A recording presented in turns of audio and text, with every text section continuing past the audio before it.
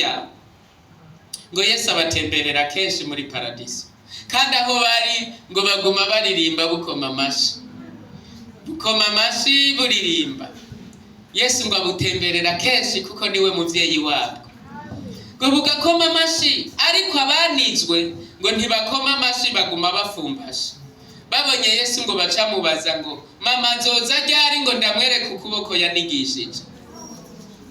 Ariko rero ngo iyo yihanye akavuga ngo Imana imbabarire naranize umwana, ngo umwana acapfumburura amashi nawe agacatangura kuririmba, agaca yibagira nyina kubw'amaraso ya Yesu.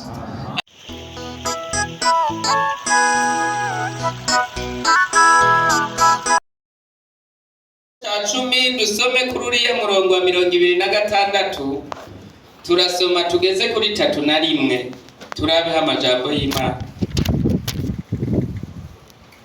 Handitse ngo kuko namba dukora ibyaha ibigirankana kandi tumaze guhabwa kumenya iby'ukuri, ntihaba hagisigaye ikimazi c'ibyaha, ariko haba hasigaye kwitegana ubwoba, gucigwa kwiteka no kwitega umuriro w'inkazi uzorigata abasi b'Imana.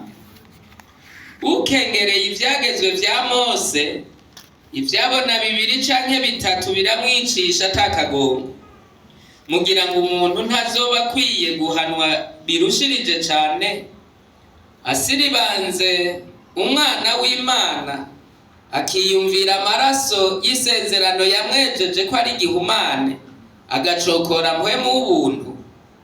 Kuko tuzi wavuze tuguhora nuko anje ni jewe nzobasubiriza mu nkoko, kandi atuhoraho azocira urubanza abantu biwe.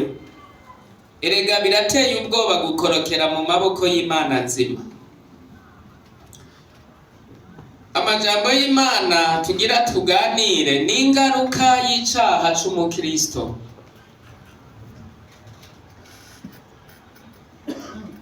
Umusavyi w'Imana arandika ngo mbega kuko namba tumaze dukora ibyaha ibigirankana kandi tumaze kumenya ivy'ukuri, ngo ntihaba hagisigaye ikindi atari ukwitegana ubwoba, umuriro w'inkazi uzorigata abasi b'Imana. Bene data, iyo umuntu yihanye akabatirizwa akaba muri Kristo, uwo muntu ngo ababaye inyegu y'Imana. Dusomye cete ca mbere ca Petero 2:9 handitse ngo ariko mweho muri ubwoko bwatoranijwe, mukoranije kuba abami n'abaherezi, muri haga ryera, abantu bashiriweho kuba inyegu yiharije, kugira ngo mukwize ishimwe ry'abahamagaye, ikabakura mu mwiza ikabashitsa mu muco wayo utangaje. Nukuvuga ngo umuntu amaze kwihana akakigwa n'umuco wa Kristo, akamenya inzira y'Imana, akitwa umwana w'Imana, uwo ngo ababaye inyegu ya Kristo yiharije. Nukuvuga ngo Kristo abasigaye amufise nk'igikoresho mu maboko yiwe. Kandi iyo umuntu afise ikintu ciwe ari inyegu, aragikontorora acamiza kwijisho. Niko Imana yamize ijisho, niko Kristo yamize ijisho ku mukristo. Umuntu wese yamaze kwihana akitwa umukristo kuko ari inyegu ya Kristo, uwo Kristo amwamiza kwijisho. Ivyo birafise akamaro kuba umuntu w'Imana Kristo amwamiza kwijisho, kuko Bibiliya ivuga neza ngo umuntu nk'uwo Imana iramwishimira. ikamunezererwa, ikamwishimira. Umuntu wishimiye nujya muntu uvuga ngo naho abandi bompeba. Niba ufise nk'urubanza hari abantu bawishimiye ko bategerezwa kuza, uravuga ngo naho abandi bosiba nakawe ndaza araza, naho abandi bosiba ndazi nakaraza. Niko Kristo abakristo biwe afise, avuga ngo naho abandi bomvako, naho abandi bomparuruka, naho abandi bontitura, naho isi itonyemera, mw'isi ndafise abantu b'inyeguzi wanje. Abo ntibomparuruka, abo ntibompemukira, abo ntibokwigera bantitura. Nukuvuga ngo umuntu w'Imana aba yarabaye bene uwo, aba yarabaye inyegu y'Imana.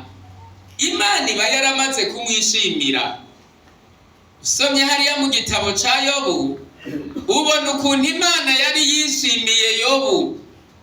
Usomye hariya mu gice ca mbere guhera kuri uriya murongo wa 6 cyane cyane umurongo w'8, uvuga ngo Yobu Imana iramwishimira. Iravuga ngo naho abantu bose mw'isi bacumuye, naho abantu bose mbona bameze nabi, Imana kuko yamwishimira ngo baza Satani tumboneye gute? Iramubaza ngo uvuye mw'isi? Satani ati niko kazi kanje. Kandi ngo aravuga ngo Yobu vy'ukuri aragororotse, ariko Satani aca yongera ko akantu ngo none ko wamugize kurya atacabuze, yobujijwe n'iki kugororoka? Ngo tumuha ukuboko ukoremwo muri birya bintu vyiwe turara. Bene data, kuko ivyo bintu ntivyahera uzoca umuharuruka. Niwaba ugifise ukwizera guhagaze ku bagenzi ufise, wizeye ubusa. Ko Bibiliya yo yavuze ngo haravuma uwizigira umwana w'umuntu. Yewe umuntu ntuzumwizere, kuko niyapfa uzobumaramaye kweli. Eka naho atopfa arahinduka. Washize kw'ivyizigiro urumva karabaye urago. Ariko niwizigira Imana ntipfa, ntihindurwa n'igihe, ntikehanirwa, ngo ntihinduka n'umunsi umwe. Uko yamanye n'abambere namanezererwa cyane nibutse ukudahinduka kw'Imana. Imana ngo ni Imana idahinduka, ntihindurwa n'umunezero w'abantu, oya, n'umubabaro w'abantu ntuyihindura. Amasengesho menshi y'abasenga ntahindura Imana, no kudasenga kwabo ntikuyihindura. Iyo ndavyibutse kutigeze ihinduka ndanezererwa cyane. Menya ngo Mana uko wabanye n'abagukoreye mbere, uzobana natwe abo muri iki gihe n'abo mu gihe kizoza. Uko nabonye wabanye na Aburahamu wahamagaye, ukagenda ubana nawe umuziga mu muha amasezerano, uzobana n'abahamagawe bo muri iki gihe n'abo mu gihe kizoza. Burya umuhamagaro w'Imana n'umwe, ntabahamagawe mu buryo bw'igitangaza kurusha abandi. Imana iraza abo yahamagaye, kandi data nashimwe uzoshika kuzohamagagwa Yesu agacaza. Abo bose ngo banditse mu gitabo c'Imana, nababajwe gusa n'umuntu yahamagawe n'Imana akabivamwo. Nabwiwe ijambo rikomeye cyane ngo umukozi w'Imana aguye, ngo ababaye inyama z'ibisiga. Nukuvuga ngo abare yemerewe. Imana ngo ikuraho ikimukingira, ikemerera Satani gutuma umudayimoni uwari we wese kumwataka. Nico gituma mubona naho yokwinanata gute, naho yogerageza gute, ntiyongera gushikama nk'uhagaze, kuko abadayimoni bose bararekuwe. Ico kintu c'inyama z'ibisiga nagisobanuriwe ico arico. Inyama z'ibisiga abantu bamaze kuja kw'ibagiro ahantu babaze, hariho ubuntu bw'ubuvunguka bw'ubunyama bw'ubugufa bw'udusoso dutoyi bw'ukuntu tw'utuntu ntawudutora ntawutwibazako, nta n'uwubuza n'imbwa canke akandi kantu ko kabutora kuko si inyama. Zirya nizo nyama z'ibisiga. Nukuvuga ngo umuntu yari yaramenye Imana akabivamwo, abasigaye ameze nk'inyama z'ibisiga, nta kimukingira ku Mana bafise. Nshuti yanje, gwana nesha, naho ibihe vyoba bibi uzugwana uneshe, vundagana ariko uneshe. Yesu arabizi ko tuzoca mu nzira zigoye, ariko arazi ko tuzonesha. Umuririmbyi aravuga ngo muri ayo mahwa, muri iyo myonga duhaca tuja ibwami, aho niho duca kandi tuzovundagana mwisho tuzoshika. Imana ishimwe. Bene abo rero ngo baba barabaye inyegu z'Imana, kubera Imana ibi bishimira. Nta kintu kibabaje nk'igihe uhemukiwe n'umuntu wishimiye. Ni ico kintu kibabaza. Abandi bantu bo guhemukira ukumva n'ibisanzwe, ariko iyo uhemukiwe n'umuntu utaziga ko yo guhemukira urababara cyane, urumva ubabaye cyane. Wumva abantu bariko bavuga ngo Mungu, none abana b'abantu twabaye gute? Ariko ibi birashika, ubu ntavyo nari niteze n'ukuri. Niko ngo Imana ibabara cyane iyo ibonye umukristo w'ukuri aguye mu cyaha. Usomye mu gitabo ca Samweli, kiriya gitabo ca kabiri ca Samweli 12 guhera ku murongo wa mbere ukamanuka yashika ku 14, tuhabona inkuru za Dawidi. Dawidi umwami. Dawidi inkuru ziwe zari inkuru zikomeye cyane. Kugira ngo abe umwami yabaye ibanga rikomeye. Wa mwana wa Isayi, usomye Bibiliya ntiyari imfura. Sinibuka abasomye ngo yari umwana wa kangahe? Wa kangahe? Wa nyuma. Mega aravuga naho yarari ko yari umunani, ariko yari mu bantu. Hariho abana bakuru biwe barabahizi. Hariho ba Shama, ba Eliyabu, barabahizi ngo batabaranye n'umwami Sawuli, barabahizi.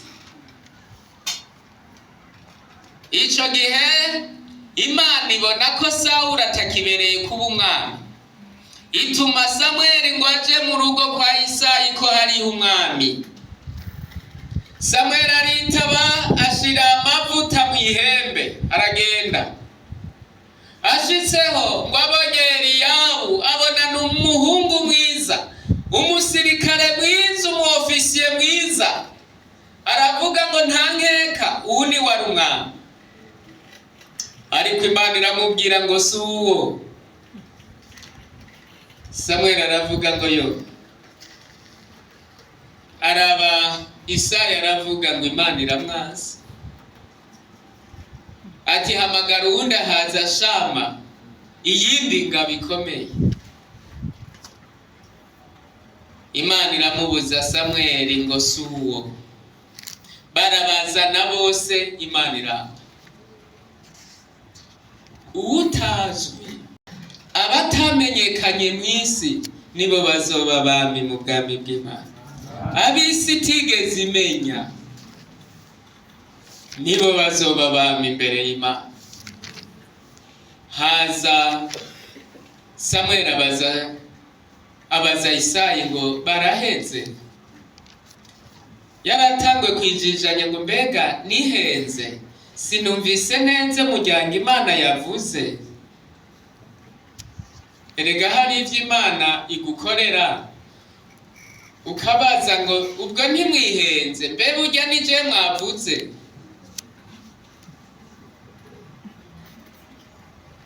Aha ntihabuze aho bimaze gushikako, bamuhamagaye ngo mbega ni jewe, atego nyene niwe twavuze.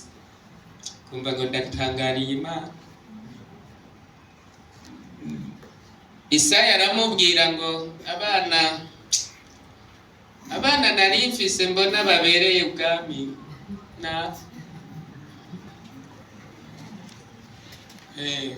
nabo n'abavyeyi babo ntibaba babashize ko agaciro, kuko baba barerewe mu maboko ya data gusa.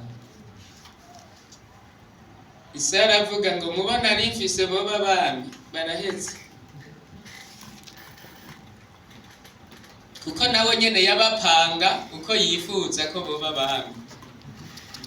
Aho wizigiye siho data azoca hano.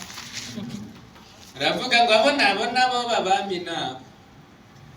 Ariko Samweli aramubwira ngo ariko naba nyene kosa bufise, ariko ngo hariho uwundi nawe nta ndiyo umwana nakandi kariyo kuragira ntiyo umwana. Samweli ati ntaco, gahamagare dusangire basa amazimano, gahamagare dusangire amazimano. Aravashije imbere ya wa mwana asutseko. Samweli arashima Imana ngo databuja ico wantumye ndagikoze, umwami arabonetse. Dawidi hanahabari ntiyamenye n'ico agiriwe. Aha hari ivyo mwagiriwe mutazi, hari umugisha ubari kutanazi. Kuva umunsi wihanye hari umugisha Imana yagushize kutazi. Igihe kigeze uzomenya ko watoranijwe. Ukiri no mu mubiri rindira gato gucikwereka ko yagutoranije. Haleluya. Gacha kisubirira kuragira. Ariko kuva uwo munsi mpwemu w'Imana amanuka kuri uwo mwana, abonye idubu akumva aravyimvye abaye igihandange, agaca agenda akafata agaca atabura agashira ngaha agasubira kuragira. Kuva umunsi twaronka mpwemu yera, abadayimoni bobo bamenye abo turibo. Yego kabisa. Uhagurutse ukigenda ucinjira aho bari baravuga ngo tube turigira baraje, kuko haleluya iyo hageze ko dukora data araduhindura abandi. Niko biri. Ubona biyicariye umenga ntaco barimwo, bandanye witekerereza. Igihe kigeze data azogukoresha. Hariho abandi bagomba kwikaza, agomba kubirondera. Reka kubirondera, reka kwikaza. Tekereza rindira data gukoreshe hageze. Si ivy'ingufu, si ivy'umubiri. Oya, tekereza. Hari abagomba kubiprematira. Tekereza, ca bugufi. Ico yavuze azogikora kwisaha yiwe igeze. Ego ico gihe rero ngo Dawidi Imana iramushimira cane, imuha kuba umwami. Baramuhiga ntaco yamugize. Ntaho ushobora kugira ico agira uri ku mugisha w'Imana, ntibikunda. Naho guhiga gute ntaco bazokugira. Niba ko kuri kwisezerano ry'Imana ntaco uzoba. Sawuli ntako atari yagize ngo yishe Dawidi, yaramunaniye. Urabona umwami ariko ahiga umuntu umwe mu gihugu, yaramunaniye. Kubera iki? Yahishwa n'Imana yo mwijuru. Yageraho yo mubonye Imana ikamushira inyuma yiwe akamubura. kugeza abaye umwami. Ariko amaze kuba umwami aca akora ikintu cababaje Imana. Yubashe Imana yo mw'ijuru, ngo aca aruruka Dawidi akubita amavi hasi apfukama imbere y'abaganwa, aravuga ngo Imana ntibesheye, nacumuye. Aca aramanika amaboko imbere y'Imana ngo Mana nacumuye. Imana icitumatanaho nyene ngo kuko zivyo ukampa icubahiro ndagukuye ku gihano. Ese ico nkuno munsi ugaca bugufi ukavuga ngo papa ntumbesheye, naracumuye. Data yo kubwira nguko yabwiye Dawidi ngo kubigize ukanyubaha ndagukuye ku gihano. Imana ikiramuhagurutsa asubira ku ntebe araganza. Ibyaha bene ivyo Bibiliya ivuga ngo uwugikoze ari umukristo ngo abahaye umwanya abasi b'Imana, umwanya wo kuyirogotako. Baca batangura kuvuga ngo aragapfa atabaye. Ajya n'amajambo yo kurogota ku Mana ngo baragapfa batabaye, baragapfa batabaye abakristo. Ayo n'amajambo yo kurogota ku Mana, ariko ngo ni wewe uba ubahaye urwitwazo rwo kurogota ku Mana. Nico gituma ngo Imana igumiza igitsure ku muntu akoze ivyo, ngo ukwegeye abantu mu caha co kurogota ku Mana kandi ari we wabigize. Ariko bene data, amaraso ya Kristo ateye ubwoba, adukura ku igihano giteye ubwoba. Iyo umuntu yihanye agaca bugufi akatura neza, nta rindi jambo abwirwa ngo urahariwe naho yoba yakoze ibara. Uhoraho rero aravuga ngo bene ivyo vyaha iyo umuntu yagikoze, Imana ishima ko umuntu nk'uwo asigarana inkovu kugira ngo azohora yibuka. Natani aca abwira Dawidi ngo Dawi, Imana irakubabariye, ariko uwo mwana wavyaye azopfa, ngo imubabaze azokwame yibuka icaha yakoze. Umwana haheze iminsi mike yaciye aragwara. Dawidi aca afata amakeshi yo kumusengera umwana ngo ntapfe, aratakamba imbere y'Imana. Imana iramubwira ngo ya umwana ntazobaho. Umwana apfuye, Dawidi yitaburira ko impuzu. Imana iramubwira ngo nturire, haguruka zahaja, uzibuke ko ndi Imana. Imana yambwiye ibyaha bibiri bikomeye cyane abantu bakoze ngo biteya induru mu matwi y'Imana. Ono umukobwa yavyaye umwana akamuniga. Ico gihe Imana yabimbwira hari muri 2001, nabonye umukobwa ariko aratembera mu kaburi ariko ararira. Mbona atembera arira, je nabibona ndi kwibarabara ndiko ndamuraba muri ako kaburi. Hanyuma haca haza umuntu aho ndarambaza ngo uranzi igituma ujya mukobwa ariko ararira. Ndamubwira ntoya ntaconzi, ariko mbona atembera mu mva arira. Arambwira ngo bajya n'abakobwa baba baravyaye abana bakabaniga, ngwijwi ry'umwana rya nyuma apfa ntigigera riva mu matwi yiwe, ngo ahari hose aguma yumva umwana arize. Aca arambwira ngo nico gituma abo bana no mw'ishengero bariya abo bakobwa bazi ko banukubabarirwa ndashobora guharirwa, ngo kuko ijwi ry'uwo mwana aguma ryumva.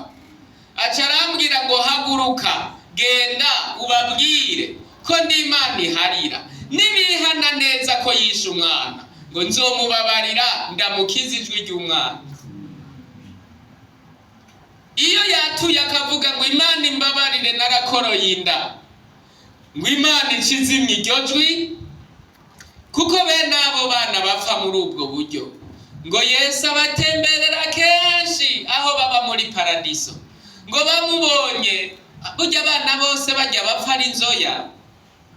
Ngo Yesu abatemberera kenshi muri paradiso, kandi aho bari ngo baguma baririmba bukoma amashi, bukoma amashi buririmba. Yesu ngo abutemberera kenshi kuko niwe muvyeyi wabwo. Ngo bugakoma amashi, ariko abanizwe ngo ntibakoma amashi, baguma bafumbashe. Babonye Yesu ngo bacamubaza ngo mama nzoza ryari ngo ndamwereke ukuboko yanigishije. Ariko rero ngo iyo yihanye akavuga ngo Imana imbabarire naranize umwana, ngo umwana acapfumburura amashi, nawe agacatangura kuririmba, agaca yibagira nyina. Kubw'amaraso ya Yesu arambwira ngo genda ubwirira abo bana, abo bakobwa bahuye n'ivyo vyago, ko ndi Imana iharira, nibihana nzobakiza ayo magorwa y'abana babo. Ambwira ikindi caha kigira kabiri gikomeye, n'umugabo yavyaye umwana mu gahinga kamwihakana, ngo umwana yavutse ntaco azira, yavutse nk'abandi bana. Ngo ko wacumuye wakoreye icaha ki kwihakana umwana. Umwana akabaho ari mu magogo, akabaza nyina akicwa n'agahinda gacahora, mbega mama papa ninde? Nyina agacahora kuko abuze ico avuga. Nabwiwe ijambo riteye ubwoba, ngo ibihano uwo mugabo azoronka ngo bizongana n'inshuro uwo mwana azorira. Ngo arize ni igihano, arize ni igihano. Navuze nti hari amagorwa muri ino si y'Imana, k'umwana arira inshuro nyinshi. Ngo ko wari wamuvyaye wakoreye icaha iki kumuhakana? Ko atane umwana atangorane.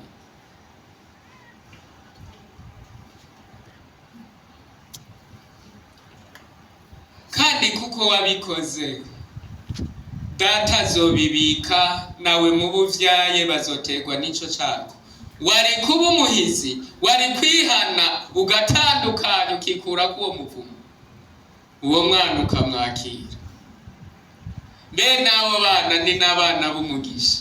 Siyo nyigisho nateguye, ikindi gihe nzobibabwira. Wari kumwakira, wobaye wakiye umugisha mu rugo rwawe, kuko bene abo ngo naho bagwara akira mu buryo butangaje kenshi, kuko n'ababavyaye ngo nta n'ababafise babavuza, ariko Imana irabivurira. Muzorabe barya abana bavuka bishushu akira bitagoranye, kuko n'abana bakurira mu biganza vya Kristo, kuko nta wafise aganyira. Bamuyomba baba baramwasi, se na nyina baba baramwasi.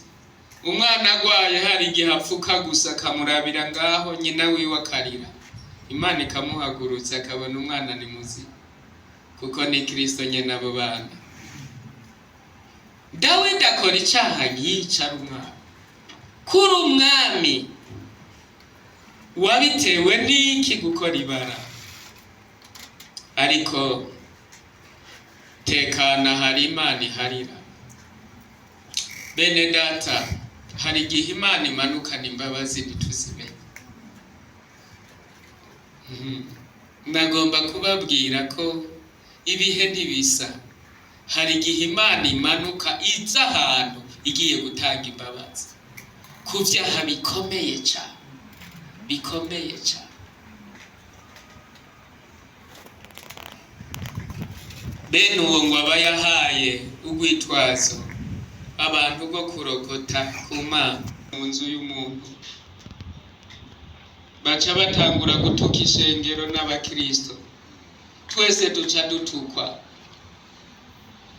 Ejo ho bagaca bakubona uhagaraye imbere y'ishengero, Imana icibura icubahiro. Iyo nyene witwa nguramara maje nayo urindira izokugarukana kw'isoni nutihana.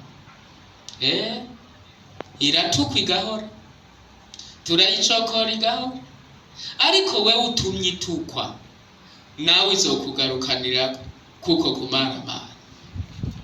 Ariko niwihana ukaja imbere Imana ngo databuja ndi umunyavyaha, reka emera kuri umunyavyaha, nta kibazo, ntaco.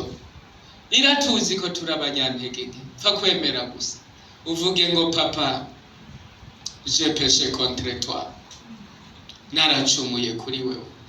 Aca bitanga mu mugani avuga ngo habaye umwana, uwo mwana yari kwase, agenda kwase ati mbi vyanje gende, saramuha ataca aragenda aravyaya vyose, ataca asangira n'ingurube. Ati mu nyuma aca aribwira ngo reka asubire kwa papa ndamubwire ati since ntungire umwana kuko naravyononye, nshira mu bakozi nanje c'amahera. Ngo samubonye aramugumbira. Niko Kristo abonye umuntu yamuhemukiye ari umukristo aje kuri we ngo papa ndi umunyavyaha, ngo aca mwiyegereza akamugumbira, akabwira abamarayika ngo vuze cane inzamba zishimwe. Aratabarutse, nari namubuze, aragarutse. Ese icompo no musi abamarayika bakongera bakavuza ijwi rirenga, bakavuga ngo hari haheze igihe ndamubuza araje. Imana ibahe umugisha. Tugomba dusenga Imana. Umunsi wa gatandatu n'umunsi w'abakristo mubwirwa amajambo agumye kuko Imana ibakunda. Niwo munsi Imana ivugana n'ishengera amajambo agumye. Muzokwame mwumviriza amiga kwa gatandatu n'ay'abakristo iramanuka ikavugana nabo amajambo akomeye, kuko ibimanutse kubeza niho Yezu umugeni kuwa Mungu naha bose. Ariko kwa gatandatu ngo namiga y'umugeni iramanuka igakanya ibihute. Ni nkuko ari amasezerano akomeye ishitsa kuri uno munsi ku bantu b'Imana, kandi n'uno munsi irayashitse.